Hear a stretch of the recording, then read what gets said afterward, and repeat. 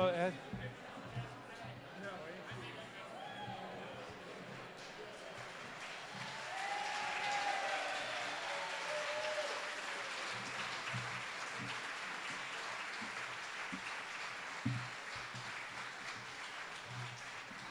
Are you okay with him announcing the electeds being here? So you just want to give him that, or just, okay, great.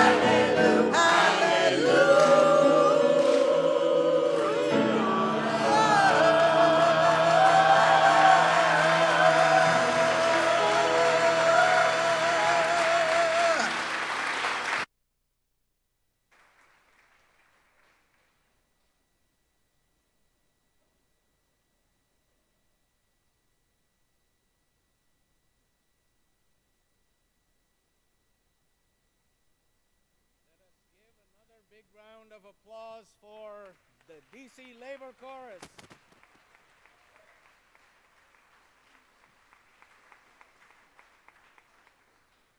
Good evening.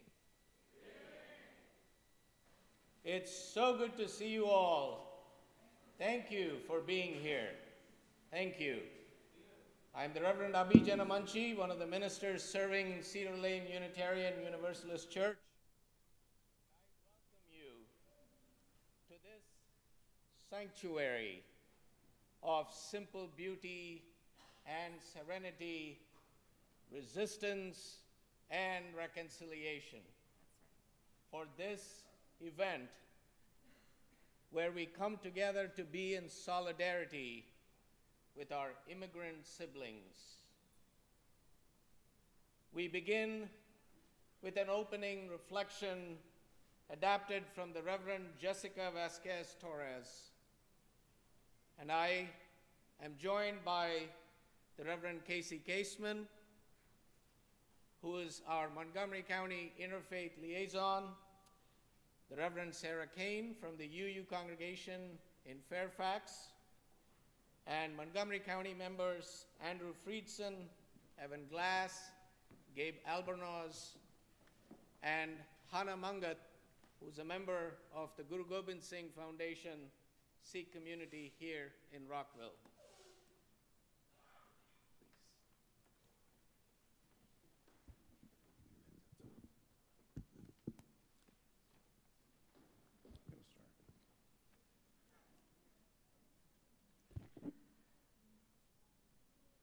Let us center ourselves, inviting our mind, body, and spirit into this space made sacred by our presence, our commitments, and the presence of the holy, known by many names. Source of life, who is known by many names, overturner and illuminator of hearts, we gather with gratitude for the earth and all who journey in it. We give thanks for the interconnectedness of all creation. Support for those without support. We declare openly the times we have fallen short from hearing the plight of creation, yearning for justice, for seeing the harm our way of life and our policies inflict upon creation. Source of justice, known by many names, open our eyes that we may see the immigrant and undocumented, not as threats, but as siblings whose dignity is tied to our own dignity, and whose lack of freedom calls into question our own freedom. Source of justice known by many names. Today we rise in solidarity with all those across this nation living in sanctuary as a result of unjust and inhumane policies. Today we claim our place among those who struggle for justice and equity. Let us not swerve from the path of righteousness that leads to just and equitable relationship. Give us the courage to be in solidarity with those crossing our borders, living in the shadows, risking all to support their families. Give us the strength to confront the prejudice and intolerance to those who are fearful and respond by closing our borders to those who sojourn seeking life and opportunity. Give us the will to leave behind and open up the safety of our sanctuaries and temples, that our voice, our heart, our spirit will join the voice, heart, and spirit of all who demand to live with respect, justice, and peace, and that our sacred spaces may be known as a place of refuge and respite.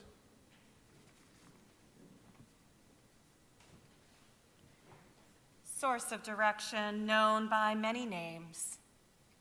In our daily living, let us be reminded of the worth and dignity of every person, regardless of their immigration status. And let us not forget that the creation is founded on justice, and that we have the moral responsibility to bring forth justice into these times. May it be so. Amen. Thank you.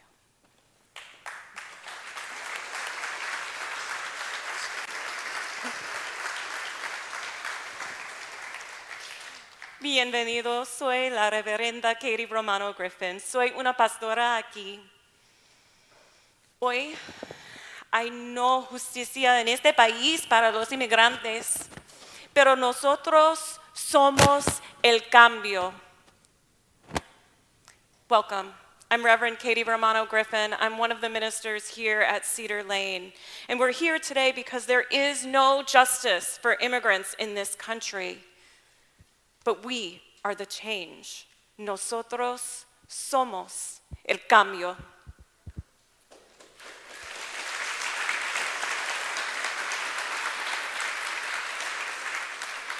Cuando gente fiel como todos los que están hoy aquí se reúnen para pedir justicia, el cambio puede suceder. When faithful people like those gathered here today call for justice, change can happen. We can succeed. Pero nosotros, el pueblo, necesitamos la ayuda de nuestros funcionarios electos para que nos apoyen en este trabajo. But we, the people, need the help of our elected officials to support us in this work. Es un honor presentarles a uno de nuestros funcionarios electos que está del lado del amor y la justicia. Un hombre que ha estado defendiendo valientemente los derechos de los inmigrantes. It is my honor to introduce to you one of our elected officials who is on the side of love and justice, and we were joined with others right here on this chancel, a man who has been courageously speaking out for the rights of immigrants. Please welcome Congressman Jamie Raskin. Thank you so much. Thank you. Thank you.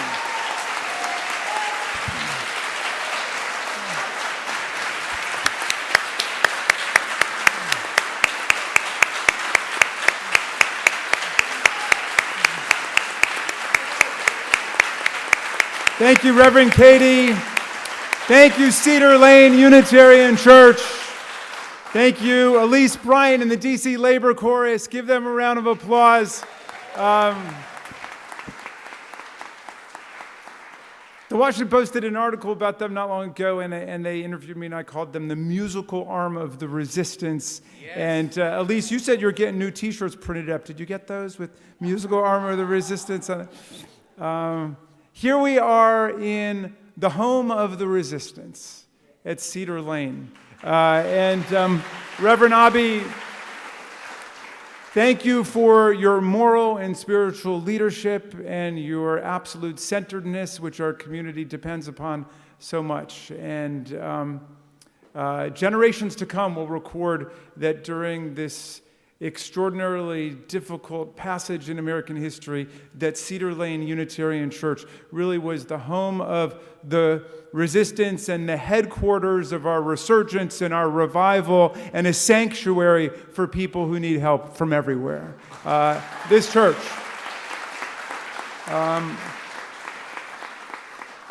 And we have to salute all of the Unitarian churches and all of the great Unitarians in our history, from Abigail and John Adams to John Quincy Adams to Susan B. Anthony and the great anti-war leaders who came out of this church, and Clara Barton of Montgomery County. And did she belong to this one? Or I don't know. So, but thank God for the Unitarians. Thank God for the Unitarians. I want to salute all of our wonderful political leaders who are here tonight. Our council members, Gabe Albornoz, Evan Glass, Andrew Friedson. Thank you for coming and doing our poem.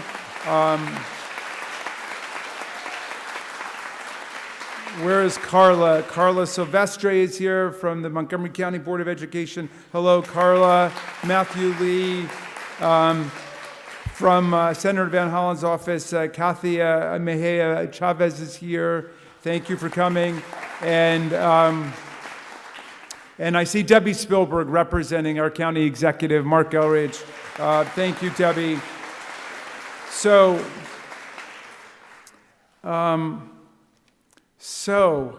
we got some tough days ahead of us, don't we?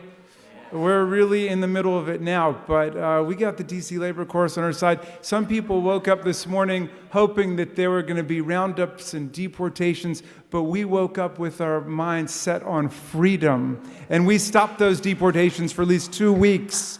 I think we stopped the big roundups, and the administration has said that they want to try to see what we can work out in Congress. We're going to pass legislation, a supplemental appropriation, to invest a lot of money to address the humanitarian crisis at the border, which is out of control.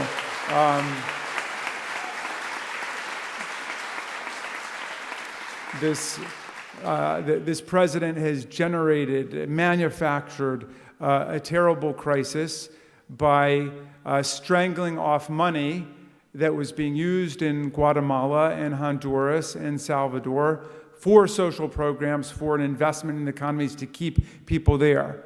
And they slashed hundreds of millions of dollars and then let the word go out that he was in the process of building a wall and nobody would ever be able to get into America again. And the expected happened. There was a mass influx of people trying to get in the country, just a terrible situation at the border where families, of course, are being held and turned back. We've got kids who are being packed into one center, Clint, in El Paso, Texas, where people are sleeping on the cold concrete floor. There are lice and flu outbreaks taking place there. The centers are totally overwhelmed and understaffed. And so we are going to make an investment to address that humanitarian situation. We're going to get people doctors, we're going to get people lawyers, we're going to get social workers down there. And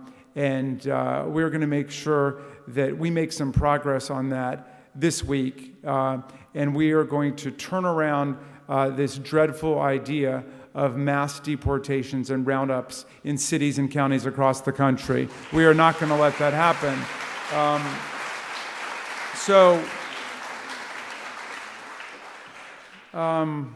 We're in the process of remembering who we really are as a country, who we really are as a country.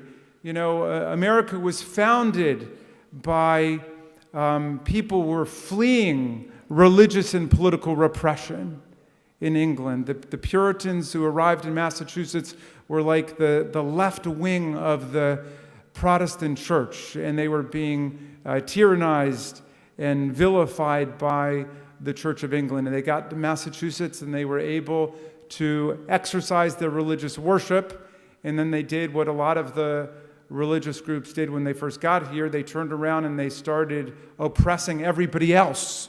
So they drove the Baptists out of Massachusetts, and they went with Roger Williams to Rhode Island, and the Quakers and the Anabaptists went to Pennsylvania, and the Catholics were here in Maryland. And by the time Thomas Jefferson and James Madison and the framers wrote the Constitution, there was such religious pluralism in the country that they couldn't agree who would be the head church, and they realized that the solution was going to have to be religious freedom, religious tolerance, religious pluralism, religious diversity. And that's how we got the First Amendment to the Constitution, which says that there shall be no establishment of religion in America and free exercise of religion in America, where everybody's religion is between himself or herself and his or her God or no God at all. That is the American creed. It's up to the people to decide, not up to the state. And that's been the model for great religious pluralism and great religious success in the country. If you want to mess religion up, you get the government involved, you know? If you want religion to succeed, you get the government out and you let a free market prevail and let people do their own thing. But it established the idea that this would be a nation of immigrants, of people coming from different faiths and different traditions. And except for the descendants of the slaves and the descendants of the Native American Indians who were here first, all of us are either immigrants or the descendants of immigrants. That's who we are overwhelmingly as a country. The vast majority of the people here are here as immigrants or descendants of immigrants, and we will never let anyone forget that. That's what America is. And when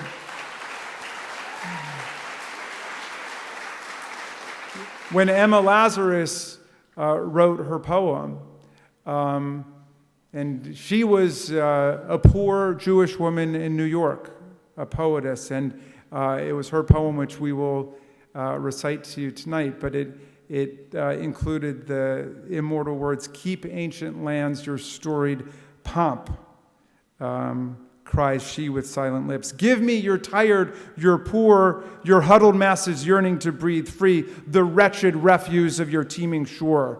Not the wealthy and affluent and the kings and queens, the wretched refuse of your teeming shore. Send these, the homeless, tempest-tossed to me. I lift my lamp beside the golden door." That's the America we've come to stand up for tonight. That's the America that lives in our hearts. So, we've done some good stuff. I bring you some good news from the House of Representatives. We passed the DREAM Act to create a pathway to citizenship for more than 800,000 young people who grew up here, who went to school here, K to 12, who are in the workforce, who are in college, who are in the armed services. We met one dreamer who was a police officer.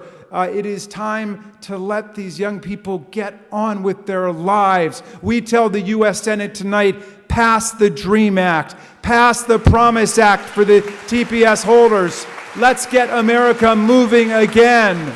Let's revive the dream of America for everyone. So we're here to recover what is great, what is beautiful about our country, to recover the real values of America, and to stand strong with immigrants in our community, in Montgomery County, in Frederick County, in Carroll County, and across Maryland.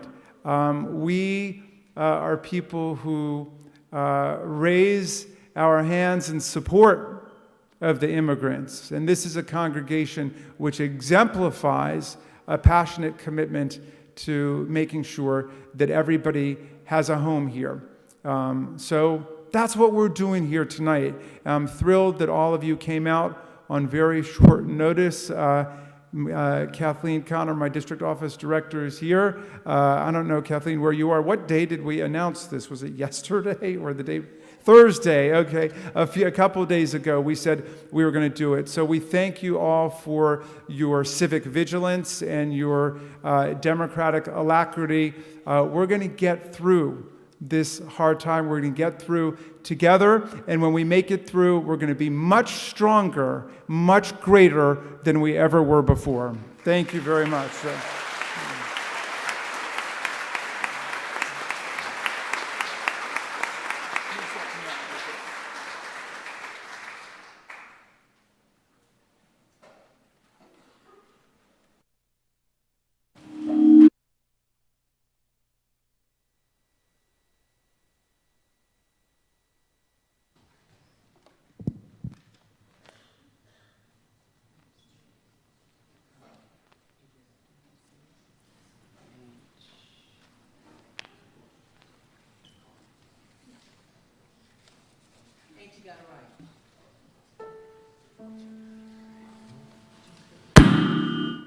Apologies. Ain't you got a right?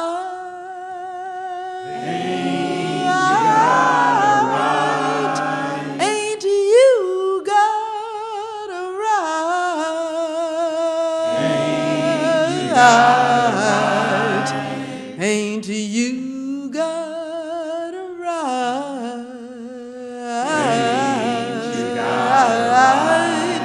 to the tree of life.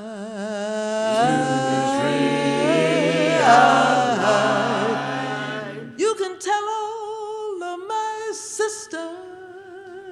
Ain't you got it right? You can tell all of my brothers.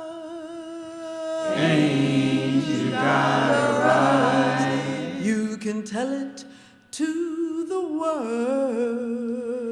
Ain't you got it right? About the tree of life. The tree of life. We come from the distance. Ain't you got it right? We come from the distance. Ain't you got it right? But we got it right. Ain't you got it right? To the tree of life. To the tree of life. You know, rocky was the road. Ain't you got it right? And dangerous the journey. Ain't you got it right? But we got it right. Ain't you got it right? To the tree of life. To the tree of life. Our life will be sweeter. Ain't you got it right? Our life will be sweeter. Ain't you got it right? 'Cause we got it right. Ain't you got it right? To the tree of life. To the tree of life.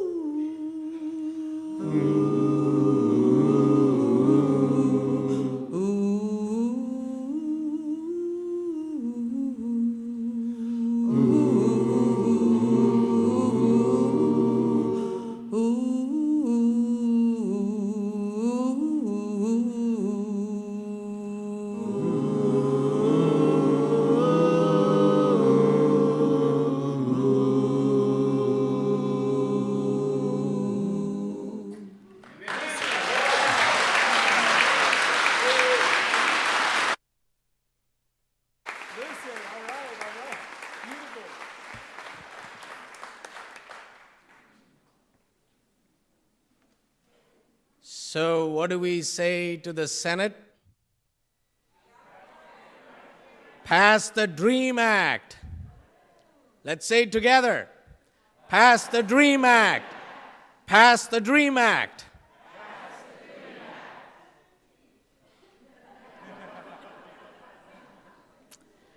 We're not in Georgia. I'd now like to welcome Bibiana Valdez, who is a dreamer.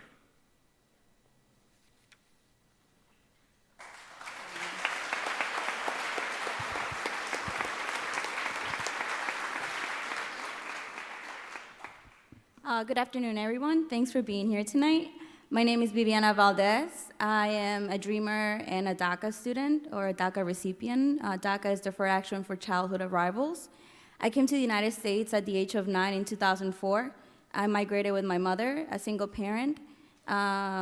We crossed the border like a lot of the people that you're seeing being detained right now. Back then, it was a lot easier to do. Right now, it's much more difficult. I'm here tonight to speak on what it's like to be a DACA recipient, and especially speaking on how DACA affects me and how it being such a prominent topic affects me as well. I received DACA in 2013. I waited a year after it was passed to apply just because of my immigration status. I was a little afraid to apply right away. Once I did apply, I got it. You know, for the first 2 years, I was fine. But then in 2016, when this new president got elected, I feared for my DACA. And this year, in 2019, was the first year I renewed under this president. And it was one of the most difficult times renewing because I wasn't sure if my DACA was going to be approved. Even though other years I haven't had a problem with renewals, this year was one of those years. To myself and a lot of other DACA recipients and dreamers, DACA is really important because not only does it give us a chance to study, gives us insight, allows us to potentially get in-state tuition, and get a full-time job or jobs somewhere else while in college or just to help our families. But for me, it's a way for me to actually help my family out. My mom and my stepdad, they're both immigrants without a legal status. So my mother doesn't have a job. My stepdad, he has a job, but he's pretty much working on his own account. The money is never stable at home. My house has never seen more than, I want to say maybe no more than $15,000 a year. Now that I have graduated from the University of Maryland College Park and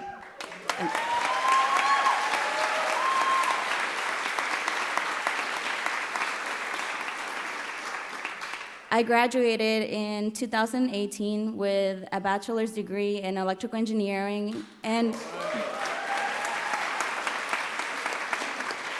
thank you. And a minor in nanotechnology. I now work as an engineer, an electrical engineer for Baltimore Gas and Electric. And it's been an amazing opportunity because not only has DACA allowed me to pursue further education and pursue something bigger than myself, but it's also allowed me the chance to help my family out. Now I can provide for my family just as much as they've been able to provide for me in my younger years. What makes it difficult having DACA is that not only will it affect me if it gets removed, it would affect my family. It would affect their housing, their rent, their food, their bills, everything. It's not a stable life. Having DACA is pretty much a way of life. If it gets removed, a lot of our own sanity gets removed. A lot of our own equality gets removed. We're still not equals. We're DACA recipients, but we have to reapply for DACA every 2 years. That is $500 in fees that we have to figure out how to get every 2 years. It sounds easy because it's 2 years, but when you have bills to pay, when you have to help your family out, that is not easy to do. Also, we're still not the same as everybody else. Constantly, I have to remind people that, oh, I can't travel out of the US with you guys, or oh, I can't do this and I can't do that because I am not a US citizen or a resident. A lot of the jobs that I applied for, scholarships that I applied for, I couldn't get. And I was fortunate enough to be able to apply for certain things that allowed to pay for school, and thankfully I graduated debt-free. But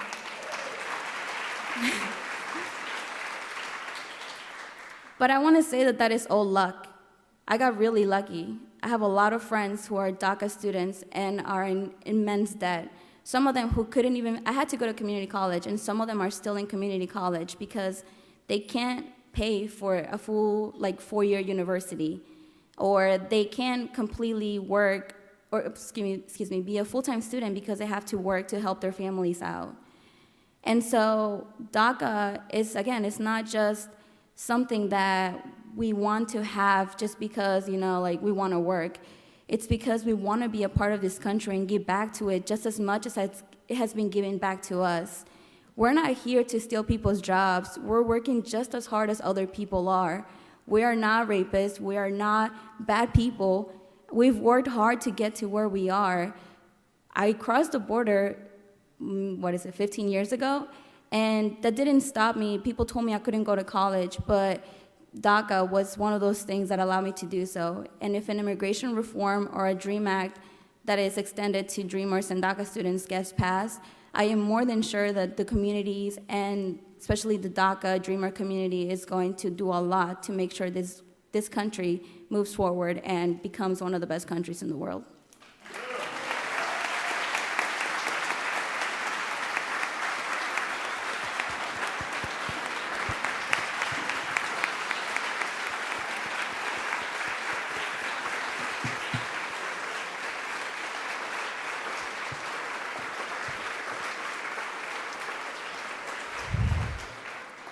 Thank you, Bibi, for your courage, for your perseverance and determination. What do we say? Pass the dream act. Pass the dream act. May it be so. So tonight we are centering the voices of people from impacted communities in order to hear directly from them as to what it is like to be in the situation that they find themselves in. And then we are interspersing those with reflections from some of the sacred traditions. So I welcome now Hana and Harpal Mangat, who are members of the Sikh community, the Guru Gobind Singh Foundation in Rockville, Maryland.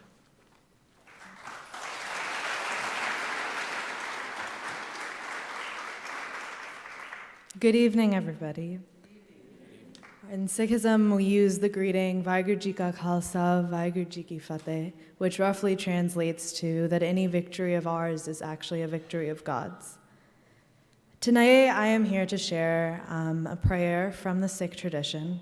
To give you a little background, in Sikhism, in our holy scriptures, we don't only have the words of Sikh prophets or Sikh leaders. In our faith, we value those that are enlightened, be that whether they are Sikhs, whether they are Muslims, whether they are Hindus, whether they are Jews. Our faith teaches us that enlightenment is one and the same. So the hymn that I'm actually going to share with you today comes from Bhagat Kabir Ji, and you'll hear the words for God be different terms, some that you may be familiar with, some that you may not. अवले अल्लाह नूर पाया कुदरत के सब बंदे एक नूर ते सब जग उपजे कौन भले को मंदे. First, Allah created the light. Then, by His creative power, He made all mortal beings. From the one light, the entire universe welled up. So who is good and who is bad? Loga param na pulo pai, khalak khalak khalak मैं khalak. Pur reheo sarab thai. O people, O siblings of destiny, do not wander deluded by doubt. The creation is in the Creator, and the Creator is in the creation, totally pervading and permeating all places. Mati ek anek paat kar saji sajanhare, na kach poch mati ke bande, na kach poch kambare. The clay is the same, but the fashioner has fashioned it in various ways. There is nothing wrong with the pot of clay. There is nothing wrong with the potter. Sab mein sacha eko soy, tiska kiya sab kach hoy. Hukum pachanne so eko janne, banda kahiye soy. The one true Lord abides in all. By His making, everything is made. Whoever realizes the hukum of His command knows the one Lord. He alone is said to be the Lord's servant. Allah alak na jai lakhya gur gur dina meetha. Kau kabir miri sankha nasi sarab niranjan pita. The Lord is unseen. They cannot be seen. The Guru has blessed me with His sweet molasses. Says Kabir, my anxieties have been taken away. I see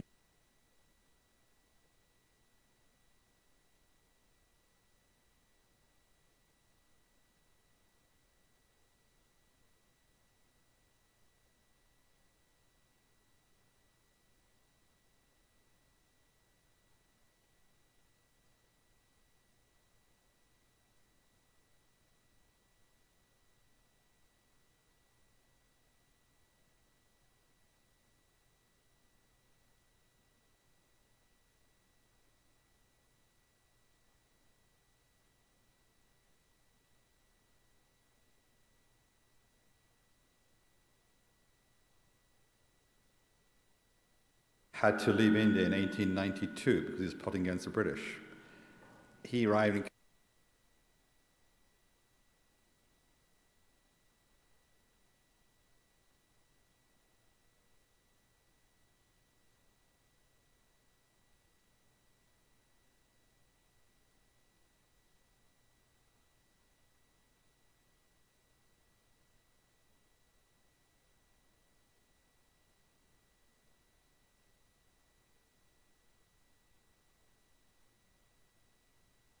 for everybody here. We have to have it done now. And a path to citizenship, not just about the DREAM Act. It has to be done for everybody fairly and squarely to move forward together.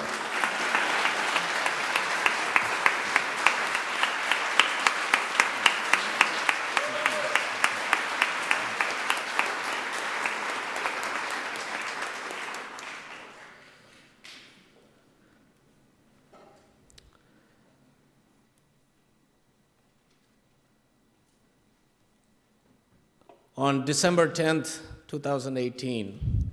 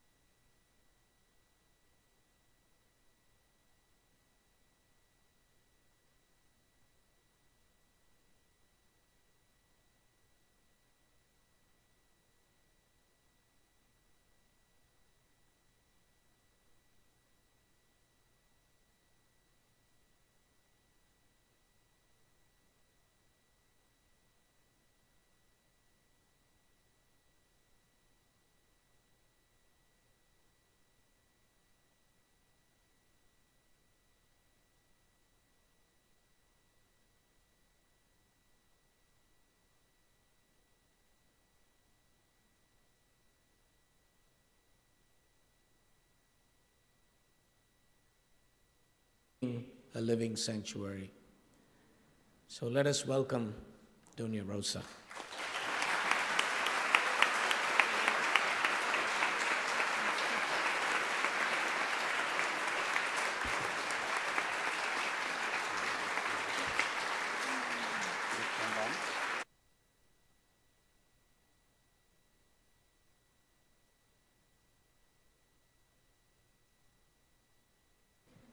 Good afternoon. I'd like to welcome everybody. Ya la mayoría de personas que están aquí me conocen y saben de mi historia. A lot of those who are here already know me and know my story. Hace 13 años yo llegué de mi país, El Salvador, por la cual yo vine porque fui amenazada de muerte.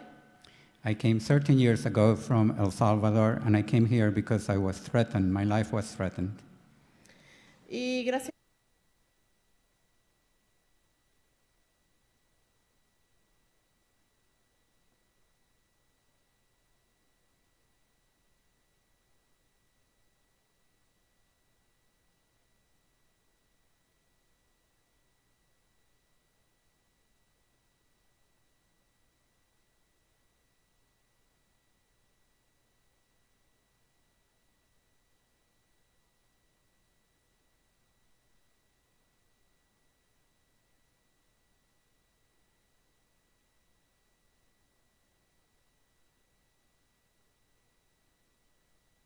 My country, El Salvador, hubo una guerra civil en el 1980, there was a civil war in 1980, en la cual hubo una guerra entre la guerrilla y personas militares, The war was between rebels and the military, en la cual reclutaban a los niños desde los 10 años, in which they were grabbing kids, even 10 years old. la cual perdían la vida, And these kids would lose their life. les daban el tiro de gracia, They would give them a shot. y en esos tiempos fue muy duro. And those were very, very difficult times. Y estamos viviendo los mismos tiempos ahora. And we're living the same thing all over again today. No porque a los niños les dan tiro de gracias, pero son voces que son niños que no tienen voces en este momento. Not because the kids are being executed by a shot, but because they do not have a voice at the moment. Esos niños que están en centros de detención y que están siendo separados de nuestras familias. Those kids that are now in detention centers, separated from our families. Aquellos niños que han perdido su vida estando en un centro de detención y no ha habido justicia. Those kids that have lost their life in these detention centers without justice. Y me duele en el alma porque yo tengo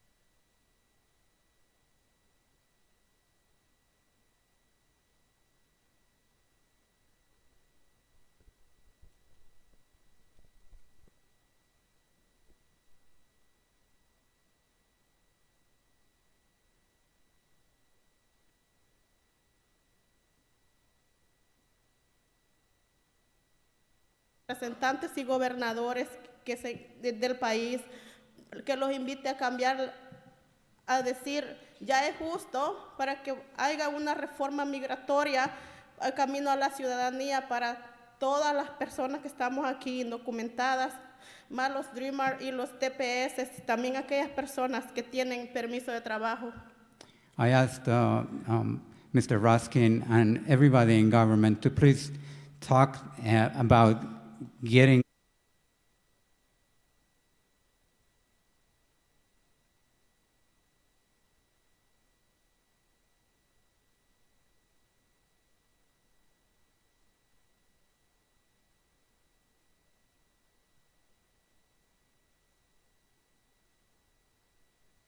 por favor, con todo el alma se los pido.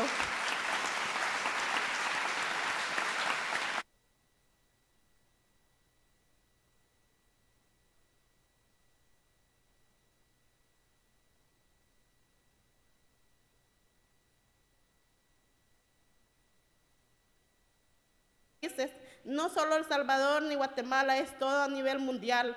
Es duro ver de que le digan, tu hijo murió en un centro de detención y no pueda uno abrazar a nuestros hijos la última vez.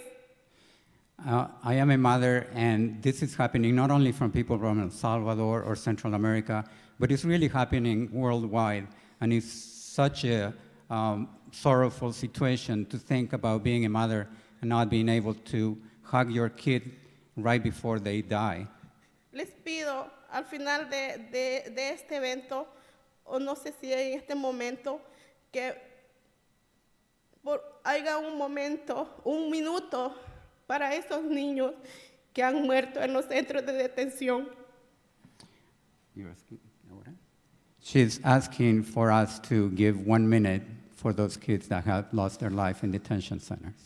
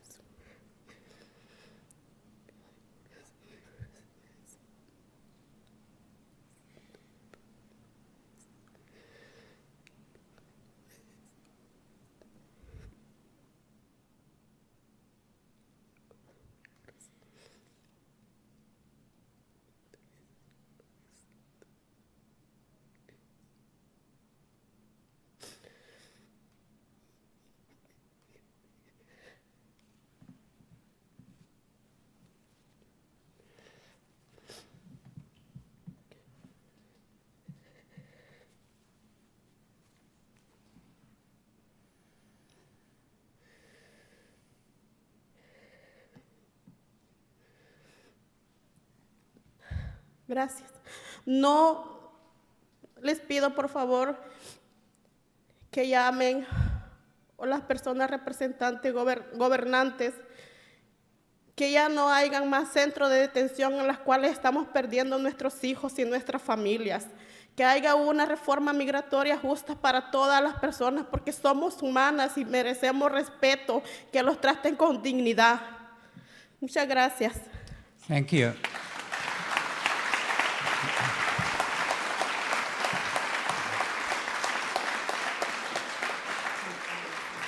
I'd like to ask everyone to please call your representatives and let them know that we need to end these detention centers and that we're also human beings and we should be treated with dignity.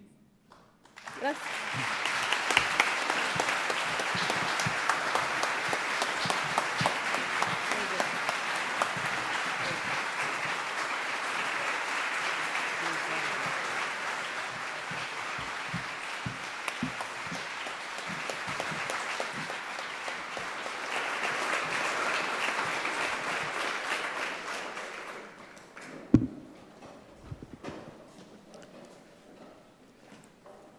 Thank you, Doña Rosa, for your courageous witness and for lifting up not only the challenges and the terrible heartbreak, but also what our common responsibility is.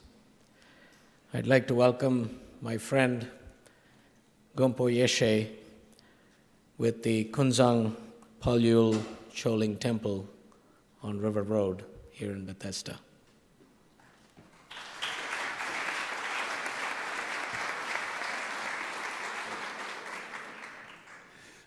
Good evening. Doña Rosa, thank you very much.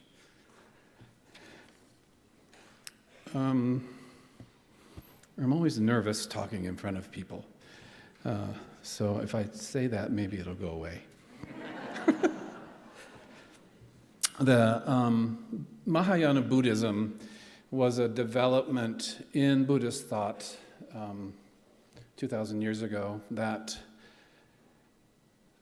is, I think, essentially that if one person is left suffering, that it's not possible to reach enlightenment, which is the goal of a Buddhist practitioner, is to attain enlightenment. And the great scholar Shantideva, in 500 years after Christ, approximately, wrote a very fundamental text of the Bodhisattva way of life. And so I thought for today that I'm just going to read a small portion of it. Oops, there we go. And the 8.5 chapters preceding what I'm going to read, establishes the need to understand that we create suffering, and because of that, we also have the potential to end suffering, which would be the state of enlightenment. So this text talks about it in several different ways. And I thought that these, 6 verses would be appropriate for tonight. Forsaking the generation of mutual happiness and felicity of present and future happiness, deluded people take on tremendous suffering because of harming one another.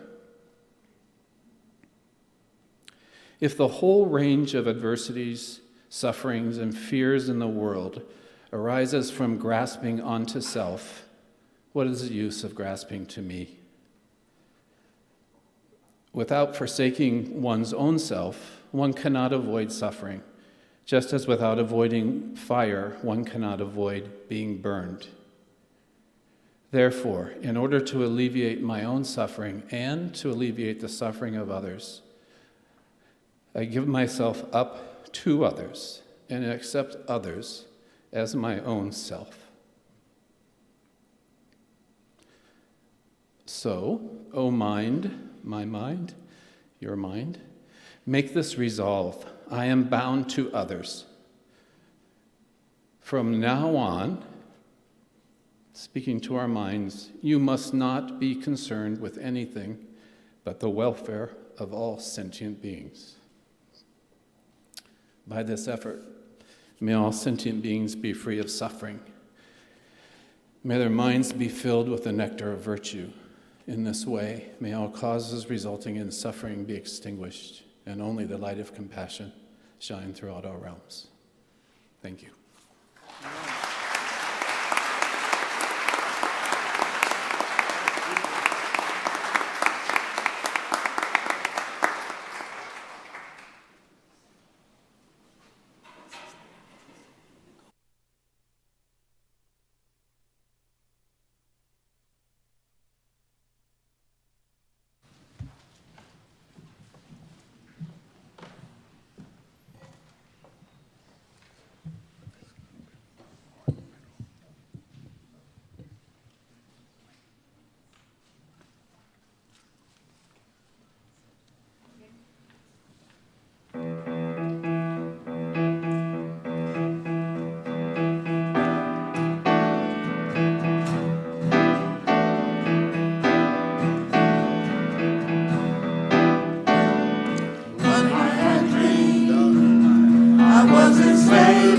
About 1850 was the time. Sorrow was the only sign. Nothing about to ease my mind. Out of the night appeared a lady leading a distant pilgrim band. First mate, she cried, pointing her hand, make room aboard for this young woman. Come on up, I got a lifeline. Come on up to this train of mine. Come on up, I got a lifeline. Come on up to this train of mine. She said her name was Harriet Tubman, and she drove for the Underground Railroad.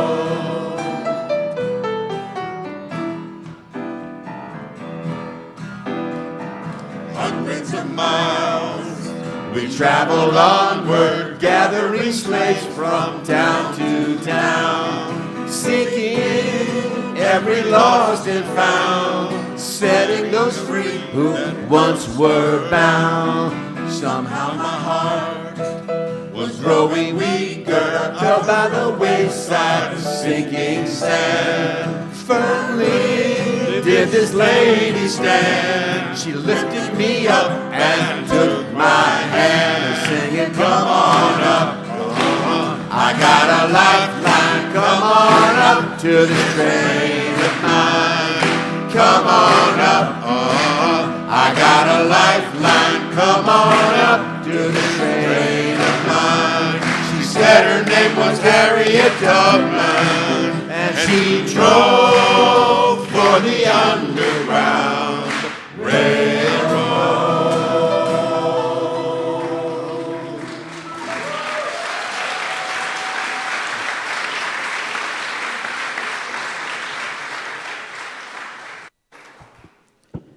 Thank you for lifting up the spirit of Harriet Tubman and the Underground Railroad. The work of Sanctuary today is the new Underground Railroad. We welcome Luis Cardona, a TPS holder.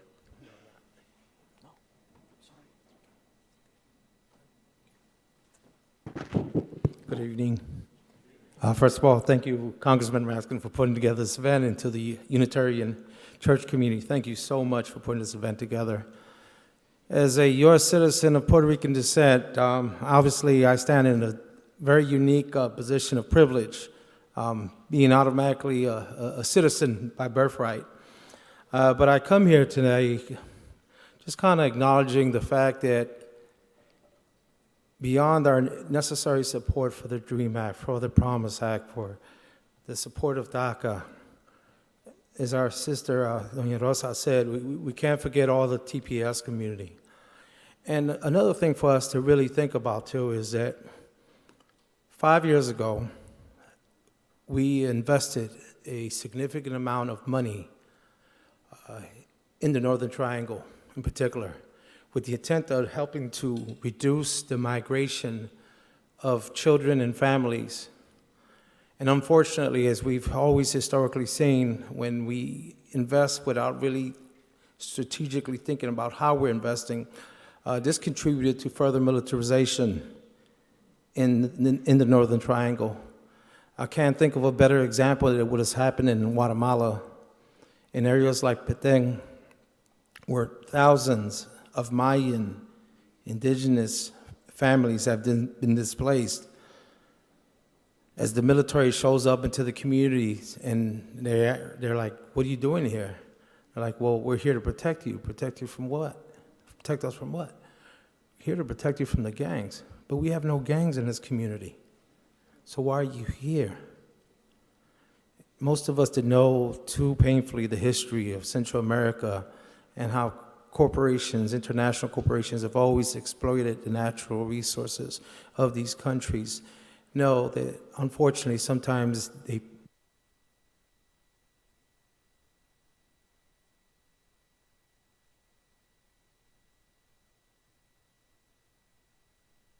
And having just been in El Salvador 6 years ago, where I went into some of the most dangerous prisons in El Salvador to meet with gang members to figure out how they can have peace in their communities in El Salvador so children and families could feel safe and not have to come to this country, right, fleeing violence. Upon my return, we were hit with that surge, right, of 2014. And so Tony and I decided to go to the border, to the Rio Grande Valley in Texas. And as we go down there, leaving our wives and our children, Martin had just been born. And as we go down there, I was immediately reminded of how privileged I am, how privileged Tony is, right? Tony came here as an immigrant, right? But here he is now, a U.S. citizen, right? He had been fleeing violence and disorder in Nicaragua at the time. And here we were, leaving our families to go help and support other children and families who were coming here, welcoming them, right? I think the Congressman said so eloquently, you know, being that beacon of light and beacon of hope, right? And so here we are down at the border.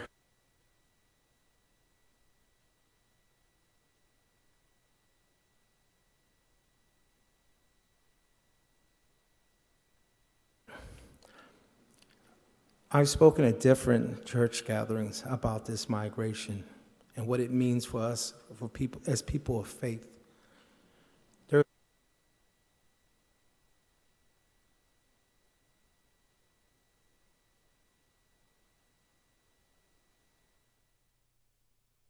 Called hate, right? And here is God providing us the best opportunity to heal from that hate. Right? And just think about it. Here are these children, these families who are, it's actually the contrary. They're the beacons of light. They bring out the best in us. They bring out the things that are sacred in us. And so our role and responsibilities, if we call ourselves believers, or whether you choose not to believe, right, is to figure out how we harness all that light that they're bringing to us. Because every day I see it in my work here in Montgomery County. There's a young lady in the back of the audience named Isabella. I remember when I started working with her, she was 15 years old, struggled, having come here as an unaccompanied minor. She has since then gone off, graduated from college, and she's now working. Well, and Isabella, please stand up with the two young ladies that you brought.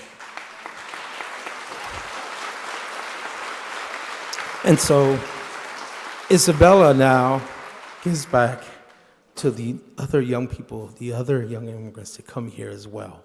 See, they came here to make our country better. They came here to say, hey, it's time to wake up, America, and to be and live up to what we always are supposed to be, right, Mr. Congressman? So with that, I want to thank each and every one of you. Let us stay strong and firm in our prayer and in our faith.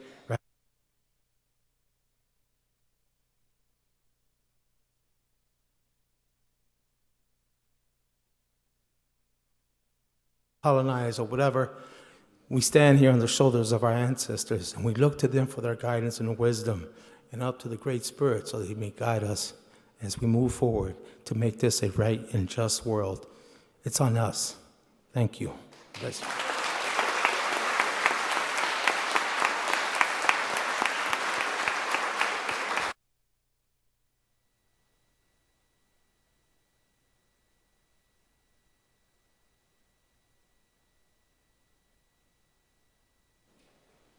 Luis lifted up the need for healing. So I share with you this ancient Hindu prayer, a healing prayer that is in Sanskrit that says, "May all be well. May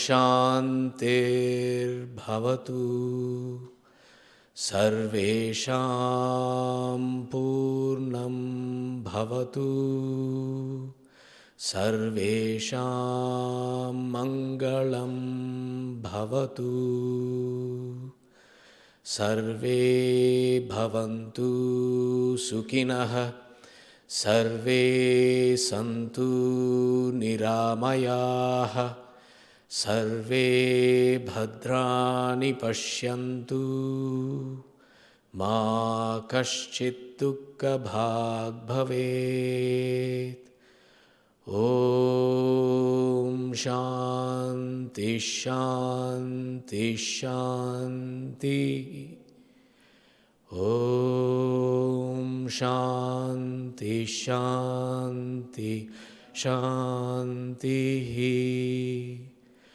Om Shanti Shanti Shanti.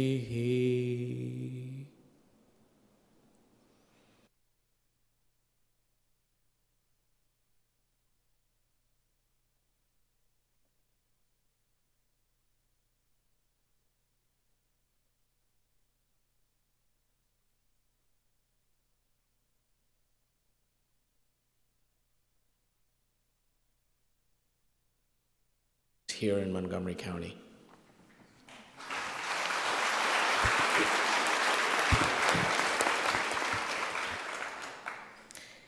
Speak up for those who cannot speak for themselves. Ensure justice for those being crushed. Yes, speak up for the poor and helpless and see that they get justice. This is an excerpt from the book of Proverbs, which is from the Bible and in the Old Testament. Like he said, my name is Ogechi Calaberry, and I serve in the AIM strategy team, and I'm also on the immigration subcommittee. Immigration is something that is dear to my heart. I call myself an immigrant. I came here when I was a young child. I had the privilege of being born to someone that had already gained citizenship. Both of my parents are immigrants, and my husband is an undocumented immigrant.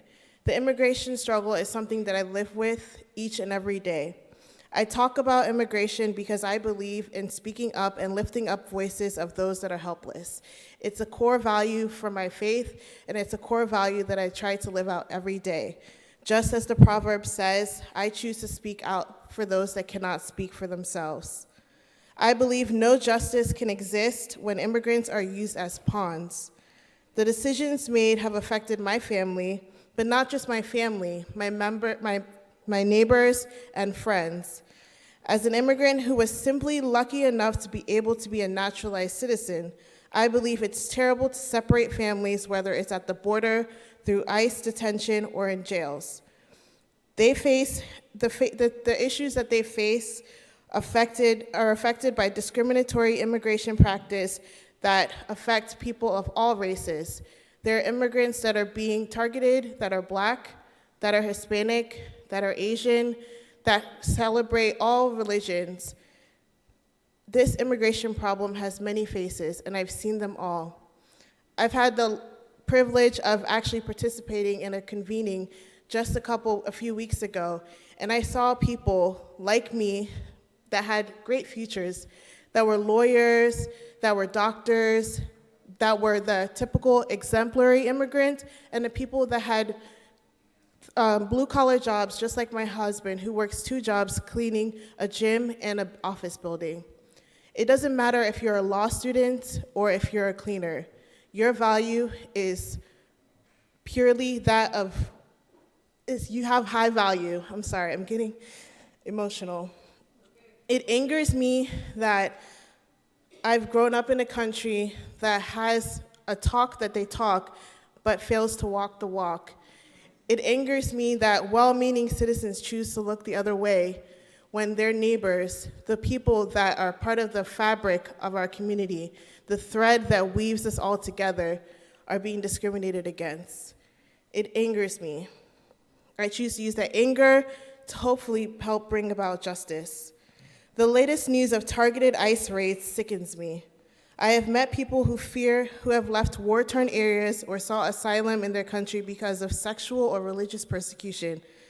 It affects people like my friend, who will remain nameless, who works 2 jobs because he grew up not even knowing his undocumented status. He did not have the opportunity like I did to attend a university. He works 2 jobs still at the age of 30 and does not know the future for him and his fiancée. It affects the children in our Excel Beyond the Bell program that AIM worked so hard to bring about in Montgomery County. The Excel Beyond the Bell elementary program has a parent organizing aspect, and through that parent organizing, we've heard the voices that are often unheard, the parents of immigrants and the parents of American citizen students that tell us how the hard work that their students have to do is one of the many burdens on top of the anxiety and trauma that they're facing every day. Children coming to their teachers and saying that they're wondering if when they go home, that their mother or father will be there. This is not the trauma that a child should face. This trauma doesn't just last through this time. This trauma lasts forever. I remember that trauma, not knowing if my mom was going to be approved for her citizenship because there was a slight error in her green card application. I'm 31 years old, and I remember that trauma from 10 years old. That trauma permeates through their whole life. We see it. I've seen it in the many jobs that I had in the county government. I see it in our foster care system. I've seen it in our criminal justice system. The decisions we make today and the way we choose to use our privileged voices affects the lives of people, not just today, but forever. I want to end with a quote from Pope Francis. He spoke in 2014, World Day of Migrants and Refugees, and he said, "Migrants and refugees are not pawns on the chessboard of humanity. They are children, women, and men who leave or are forced to leave their homes for various reasons, who share a legitimate desire for knowing and having, but above all, for being more. Let us help them be more." Thank you.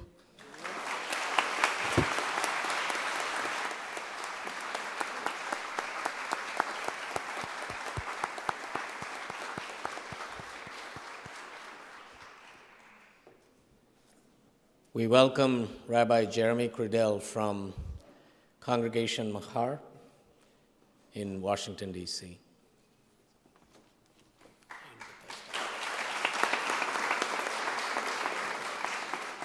And Abi reminded me to say, and Bethesda.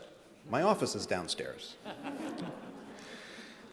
As a Jew, I recognize that under today's immigration system, I would not be here. My great-grandparents would never have left Russia or Poland. As a rabbi, I'm reminded of a statement my predecessors made more than 1,500 years ago in the Talmud. All Israel is bound up with one another. Even more true is that we all are bound up with one another. As a humanist, I ask that you look to the power which all here, all in our country share, the power of conscience. We have come together as people who believe that the dark in our country can and must change. We believe in our responsibility to care for all of our neighbors. We believe in the possibility of a just society built on equity, not pure legalism, a society built on love. As people of conscience, may we be mindful that our fates are bound up with those of our neighbors, wherever they're from. May we find inspiration in common cause.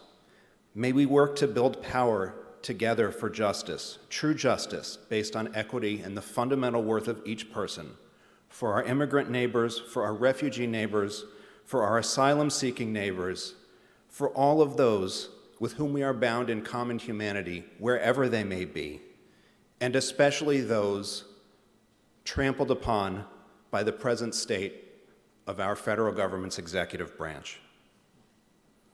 May we go forth and take action to protect our neighbors from cruelty and ensure this episode in American life is never repeated. We come together in dark times, but in the words of Leonard Cohen, there's a crack in everything. That's how the light gets in. In this dark time, let us be the crack so that we can let the light in. May it be so. Thank you.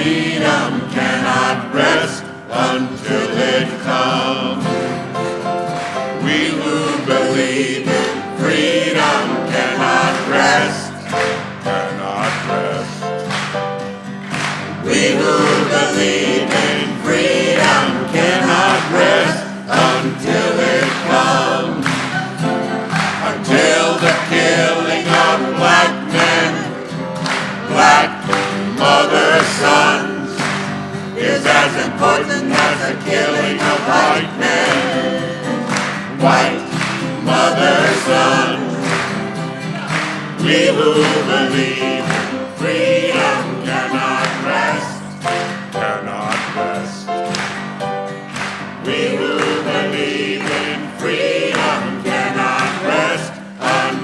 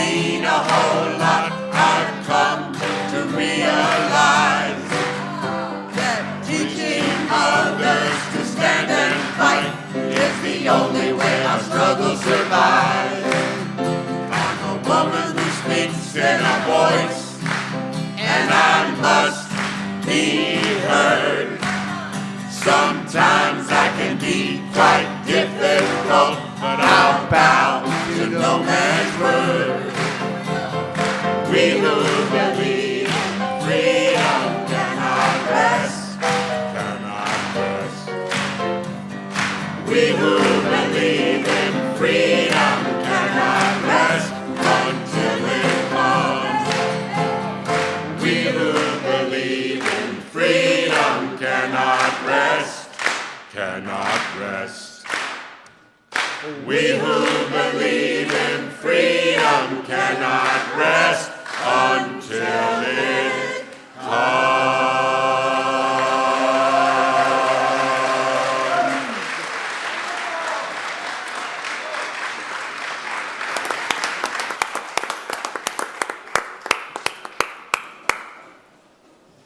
No, we cannot rest until it's done, and it is going to take all of us to make a change, all generations.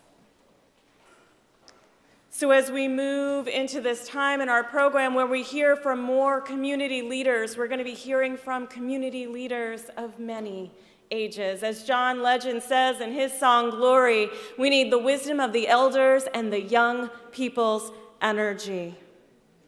I welcome Meret Asfa, who's going to read the first stanza of the new Colossus by Emma Lazarus.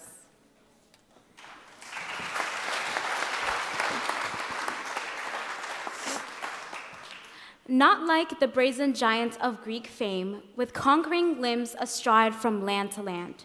Here, at our sea-washed sunset gates shall stand a mighty woman with a torch, whose flame is the imprisoned lightning, and her name, Mother of Exiles. From her beacon hand glows worldwide welcome. Her mild eyes command the air-bridged harbor that twin cities frame.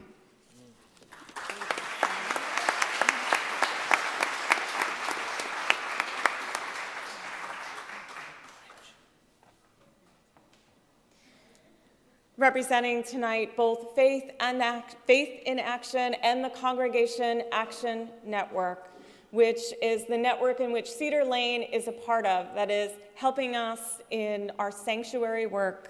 Rich Morales, welcome. Hi, my name is Rich Morales. I'm the director of the Immigrant Rights Campaign for Faith in Action. And we are a national network in 22 states, and we work through our affiliates with 45 affiliates in those 22 states. And the Congregation Action Network is our local project here that came out of the sanctuary movement. Before I begin, I just want to thank Rosa. Rosa, you're an incredible woman, and I want to thank you for your leadership. You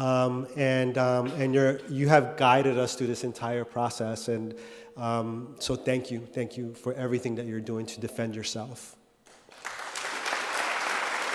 On Monday night or Tuesday, I got a call, that the president tweeted that there were going to be mass raids. He said, millions of people deported. Like usual, we don't take the tweets very seriously, but we were we were worried, right? Considering that there was going to be a campaign speech in Orlando that following day. And, but we then, saw the New York Times and the Washington Post and other media. They confirmed what the president said, that, ICE, DHS, and these other agencies are preparing to do mass detention and mass deportation.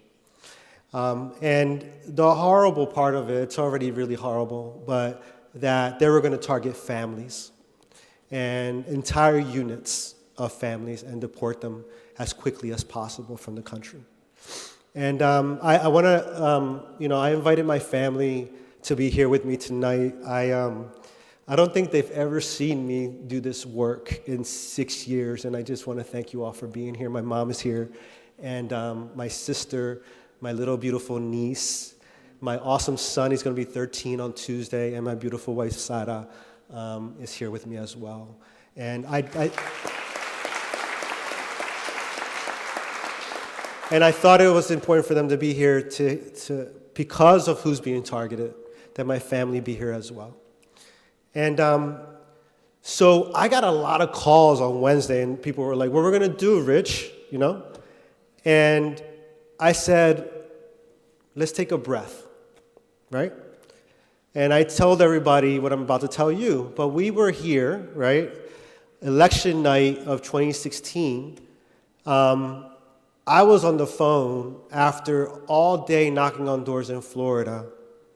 I was on the phone till 3 o'clock in the morning getting phone calls from clergy, from our leaders, from our undocumented leaders saying, what are we going to do?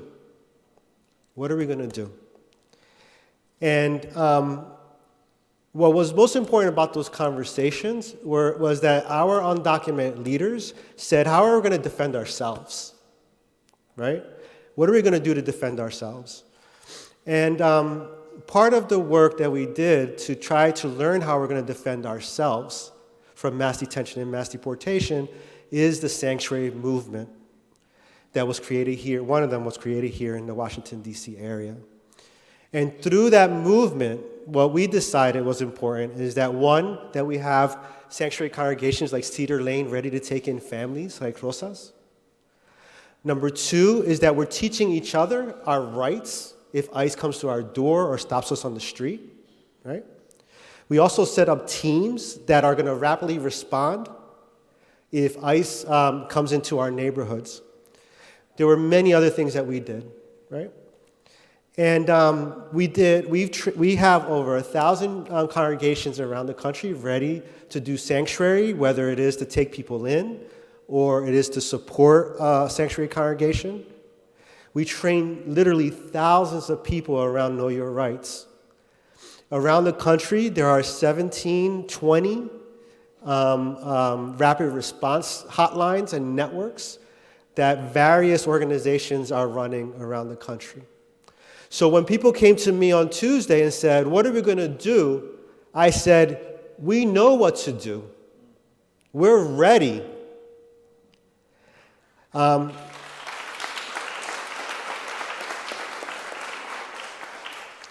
So we have a pause, right?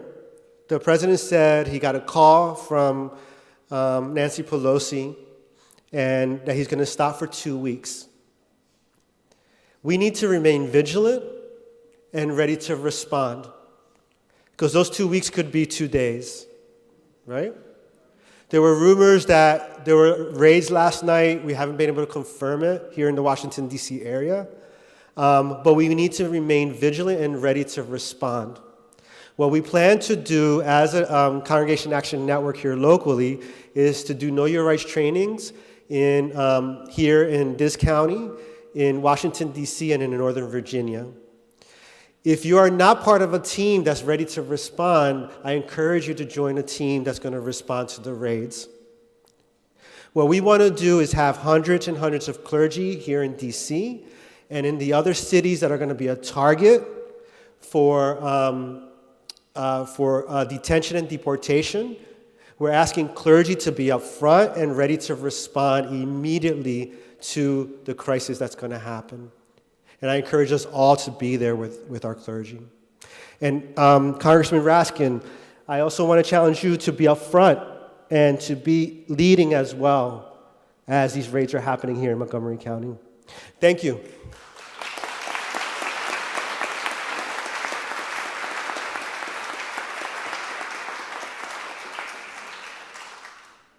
It's going to take us all to make this change. Y nosotros somos el cambio. We are the change. Naomi Winger is going to share the second stanza of the new Colossus. Keep, ancient lands, your storied pomp, cries she, with silent lips. Give me your tired, your poor, your huddled masses yearning to breathe free, the wretched refuse of your teeming shore. Send these, the homeless, tempest toast to me. I lift my lamp beside the golden door.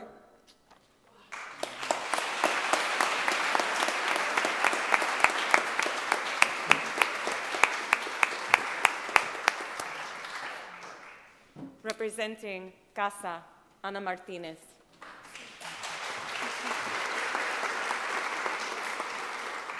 Good evening. My name is Ana Martinez. I'm the Montgomery County lead organizer for CASA.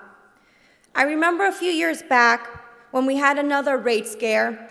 There was a little girl that told me that when she heard people knocking on her door, she would go under her bed because she thought the government was coming for her parents.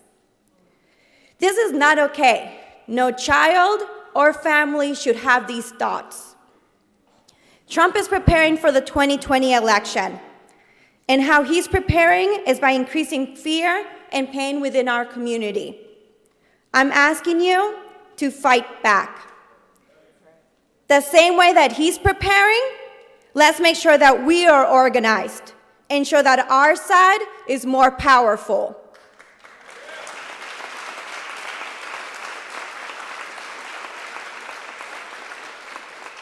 Let's not give in to the fear. Let's stand united as one community. He has warned us that the raids are coming. I'm asking everyone to be vigilant, to be on the lookout for suspicious ICE activities. If you see something, to take out your phones and film. Check in with your neighbors and ask if they need support. Ask your neighbor, do they have an emergency plan in place? Do they have someone who will take care of their children if something happens? Remind them that they have rights, to remain silent, that they have the right to not sign any documents, the right to a lawyer, the right to remain doors closed unless they have a search warrant to enter the premise. Help them recognize what a search warrant looks like. If it's not signed by a judge from the state of Maryland or it doesn't say search warrant, doors remain closed. Remind your neighbors to remain calm, prepared, and organized. We do have a raid hotline, which I'm going to provide for everybody, which is 1-855-678-CASA, which is 2272. I'll repeat it. 1-855-678-CASA, 2272. So we're going to be, if we hear an emergency situation, definitely tell them to call that number. If it's non-emergency, to call a regular hotline. But we're definitely going to be also aware of what's going on in the situation. Of course, this is only the first step. The next, we have to make sure that our county and state officials commit to protecting our immigrant community through policies including the Trust Act in Montgomery County.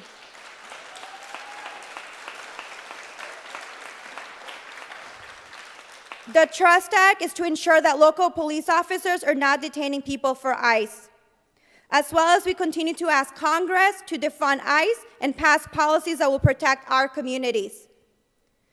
We have a little bit over a year to prepare for the upcoming election. I'm asking everyone to volunteer through various organizations and that we really take this moment to make sure that we end this nightmare. Thank you so much.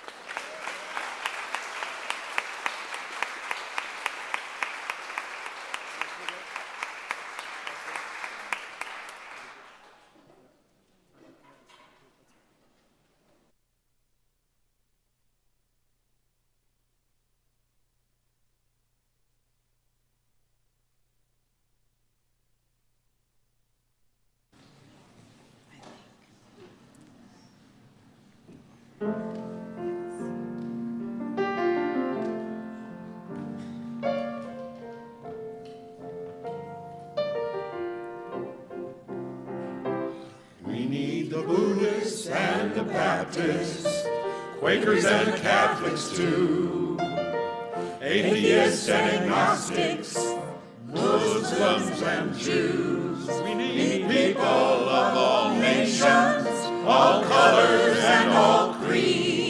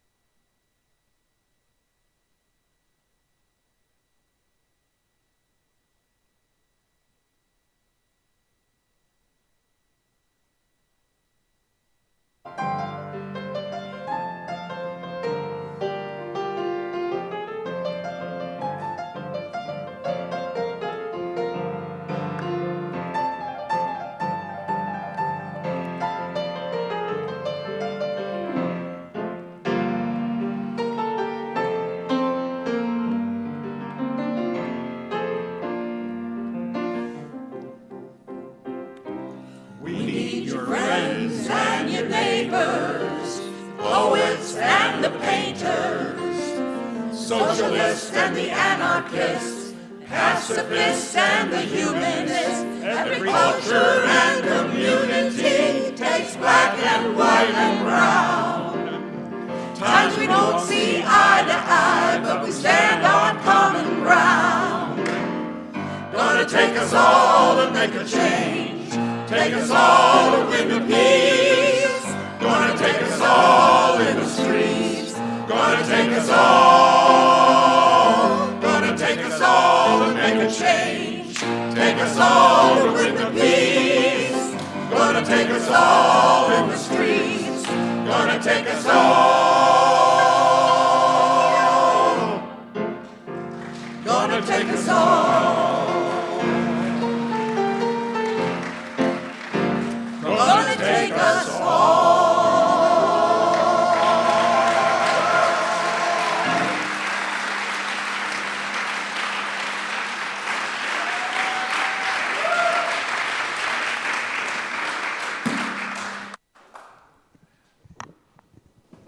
The DC Labor Chorus. What about them? You know, my father, may he rest in peace, used to say, when everything looks hopeless, you're the hope. And you are the hope tonight. You guys are filling me with so much hope. And we've got such extraordinary leaders here, like Elise Bryant and like Reverend Katie and Reverend Abby. Their character, their conduct, their ideals are unimpeachable. How about that?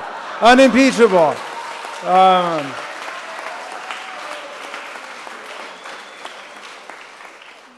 You know, Dr. King said, all life is interrelated. All humanity is involved in but a single process. And to the degree that I harm my brother, to that extent I harm myself. And we come in the spirit of Dr. King to repair our country and repair our world. Rosa said something profound. She said many profound things, but one of them she said was, this is not just happening in America. It's happening all over the world. It's happening in Germany, and it's happening in England, and it's happening in France. It's happening in countries all over the world. We're seeing a rise in racism. We're seeing a rise in anti-Semitism. We're seeing a rise in authoritarianism. We're seeing a rise in anti-immigrant hysteria and violence all over the world. So those of you who've come out tonight on Sunday here in Montgomery County, you're not just fighting for justice in Maryland. You're not even just fighting for justice in America. You're fighting for justice all over the world, okay? Because whether it's Putin in Russia or Orban in Hungary or Duterte in the Philippines or Erdogan in Turkey or Trump in the White House, the authoritarians and the despots, the bullies and the strongmen have all found each other. But they are not stronger than we are. If they think they're going to roll all over the Constitution and the UN Declaration of Human Rights, if they think they're going to roll over the Bill of Rights, if they think they're going to roll over the Civil Rights Movement and the Human Rights Movement, then they really don't know who we are. They don't know what we're made of. Because we are the heirs of the people who fought and won the Civil War to abolish slavery. And we are the heirs to Reconstruction in the 13th and 14th and 15th Amendments. We're the heirs to the people who gave us the National Labor Relations Act and the Fair Labor Standards Act, the minimum wage, the 40-hour work week. We are the heirs to the people who gave us the weekend in America. We are the heirs to the people who stopped the Vietnam War in the streets across America, in the churches across America. We are the heirs to the labor movement, to the LGBT movement, to the climate change movement, to the environmental movement, and we're not going backwards. We're not turning things around.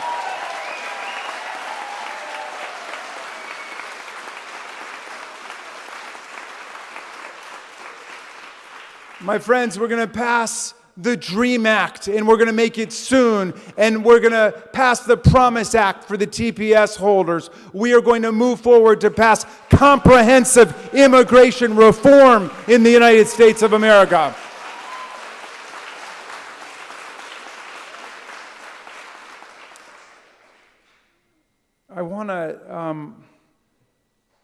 I really don't want to close this. You guys have given me so much hope, so much beautiful music. You know, the DC Labor Corps, I know they take requests because I woke up. I think it was this morning. I don't know. Maybe Kathleen would tell me it was this morning or yesterday morning. By the way, I've got some other people from my staff here. Martha Sanchez, Nina Weisbroth, would you wave to them? They work with immigrants every single day. Every single day in my office, we are fighting for immigrant rights. But anyway, I woke up and I said, I remembered this song that Elise and the choir once sang called Lifeline of Harriet Tubman. And I was thinking about it because, the Obama administration made a decision, a great decision, to put Harriet Tubman, she of Maryland heritage, a great abolitionist, freedom fighter of the Underground Railroad, to put her on the $20 bill. Secretary of the Treasury, Jack Lew, did that.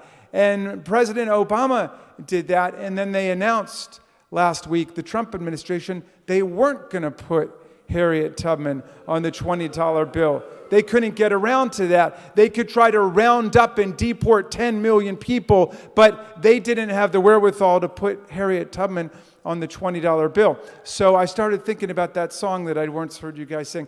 That has got to be our anthem to get us through this particular crisis. And I don't know how many of you heard it before they sang it, but maybe we could trouble you guys to sing it one more time in an encore, because everybody knows it now, Elise. You think maybe you guys could sing it? But meantime, I'm going to, you guys talk it over. They've had a long night, but maybe they would sing that one more time for us. I want to close by quoting a couple of great Americans to you guys. And one, there's always been this push and pull on immigration. On the one hand, we have seen this as the lifeblood and the glory of America. And on the other hand, we've always experienced these pushes to drive people out of the country. And it started right at the beginning with the Alien and Sedition Acts.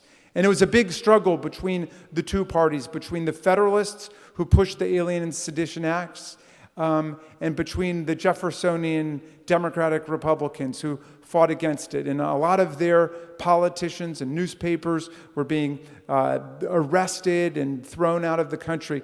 And Jefferson at that time said something really beautiful. He made a speech and he said, did we get turned off here? Did I?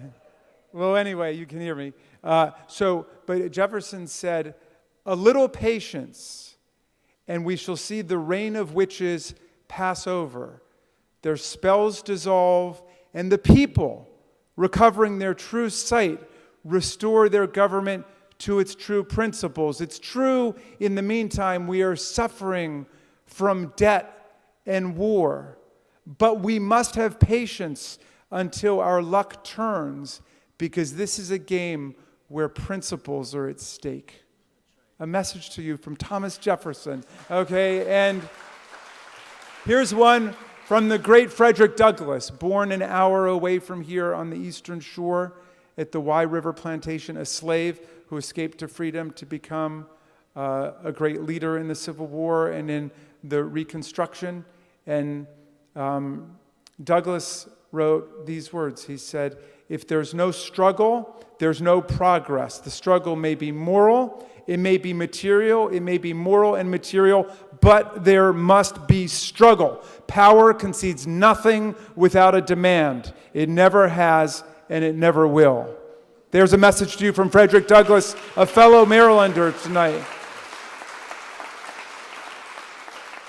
And I leave you finally with words I've held close to my heart through this tough period from the great international revolutionary democratic patriot Tom Paine, who came to help us fight our revolution. And in 1776, he wrote this pamphlet I love called The Crisis.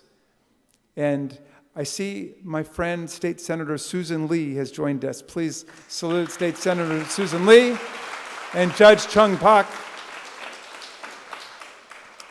And Tom Paine said, and here I update the language so as not to offend any modern sensibilities, but he said, these are the days that try men and women's souls. These are the days that try men and women's souls.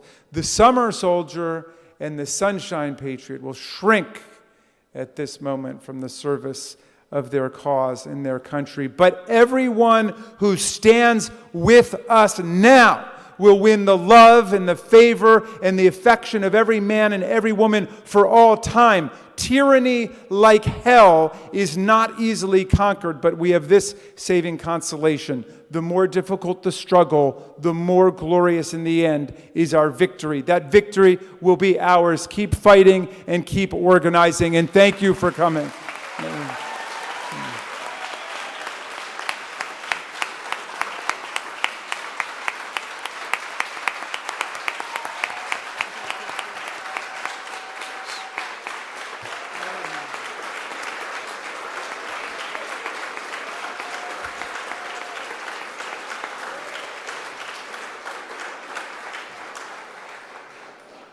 We offer our gratitude to Rabbi Raskin.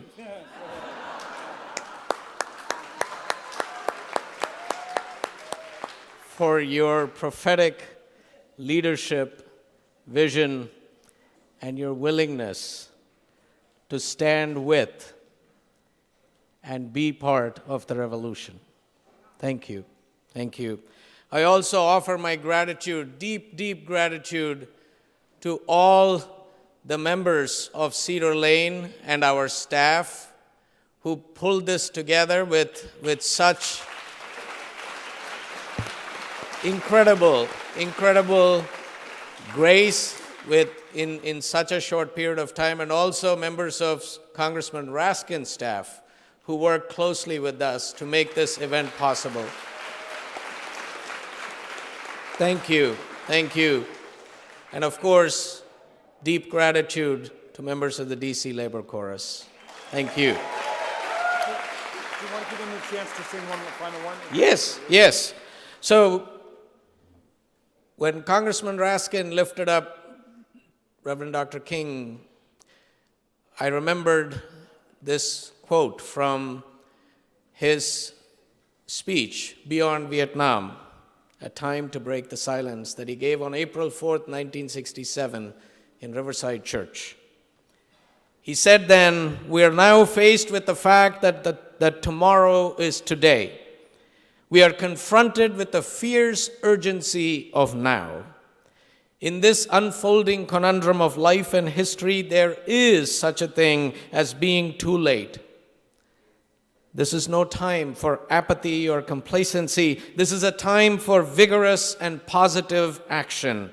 If we do not act, we shall surely be dragged down the long and shameful corridors of time reserved for those who possess power without compassion, might without morality, and strength without sight." Dr. King challenged people then to be awake, to be woke, and to be filled with a divine dissatisfaction, and to be socially maladjusted. So let us be divinely dissatisfied and socially maladjusted, but let us do this work filled with that love that will not let us go, that revolutionary, radical love that will not let us go, let us down, or let us off the hook. And before our friends come back, I just want us to join together in chanting something that the Reverend Dr. William Barber taught us in the Poor People's Campaign. Forward together, not one step back. Forward together. Forward together. Forward together. Let us welcome the DC Labor Chorus.